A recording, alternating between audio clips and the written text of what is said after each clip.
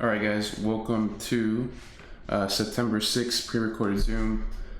And immediately following our bias from Friday, we were pretty much concluding that if the minor intraday scenario was to hold, then we should relatively see new highs.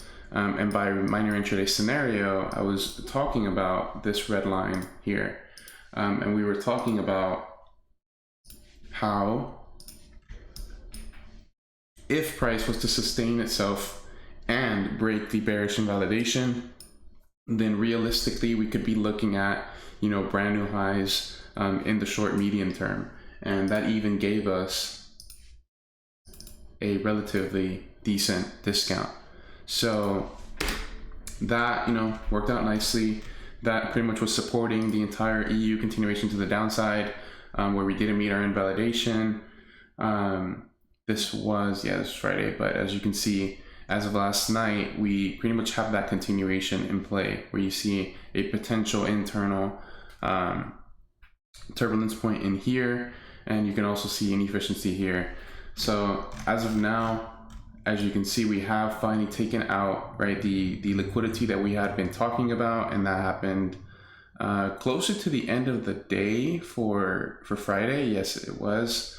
So now we have taken out a very, very significant swing low that was actually failed to be taken out on multiple occasions, that being 1, 2, 3. So because that was being pretty much, I guess it was stalling, now that we have taken it out, it's a very, very significant thing, because as you can see, we are starting to see, some decent momentum start to carry forward. So now that that has been achieved, we could start noting potentially what could happen from the internal stance. There is still a potential wick of interest here off the monthly. That could be something of interest. However, based on DXY, we can't necessarily assume anything just because the liquidity has been taken here. Let me actually make that smaller. I'll make that an orange. That has been taken out, and as of now, this is full on bullish. But we could potentially anticipate some sort of pullback, if the reaction here is relatively strong. And once we get that type of transition, we're looking at least a decent retracement. Why? Because we have been extremely bearish since literally, I think, April of last year. So this has been an extremely deep drop. So if over the next week we are to start stalling, we could relatively see a recovery of some sort. But as of now, I am being attentive to that POI and seeing whether or not we are going to cause some sort of reaction, because as you can see, the 4 hour, is going to close within about 2 hours. And based on that, if we are to get an internal transition here, then this would assume more downside. But if there is no catalyst here, you could see this begin to start a retracement. Especially, I'm pretty sure the volume could be showing something as well.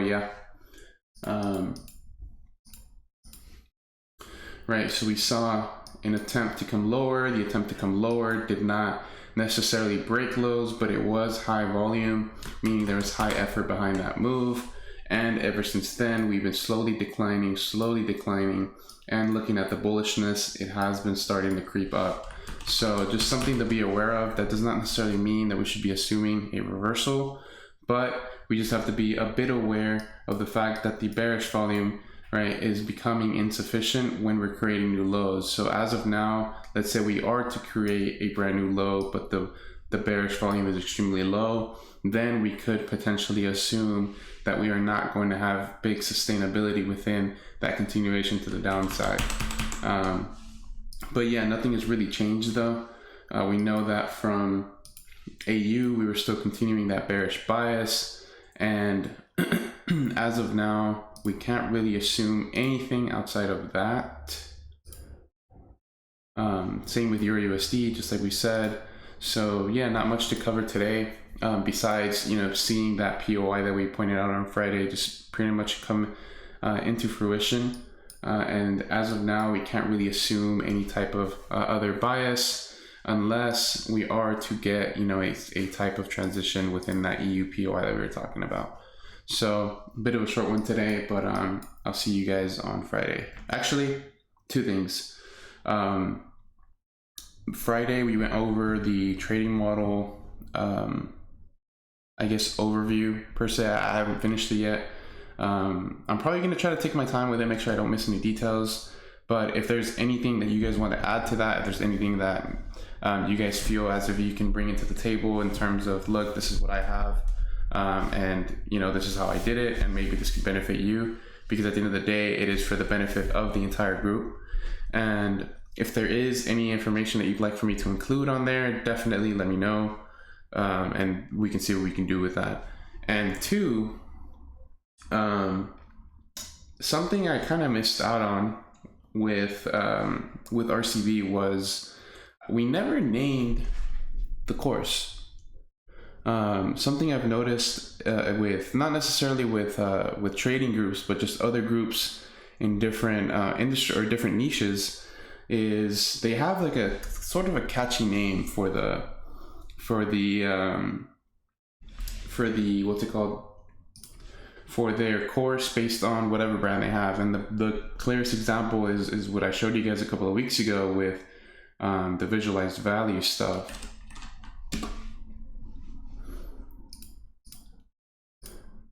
Right, and this is kind of something I might want to do with our curriculum. For example, he has 4 courses. How to visualize value is, you know, and the title itself, it actually shows that, or it's actually portraying the information that's going to be in the course with a catchy phrase. How to visualize value. The entire point of this course, based on what I've seen, is that you're analyzing value from an image perspective, and the reason why is because you analyze and understand images much faster than you understand text.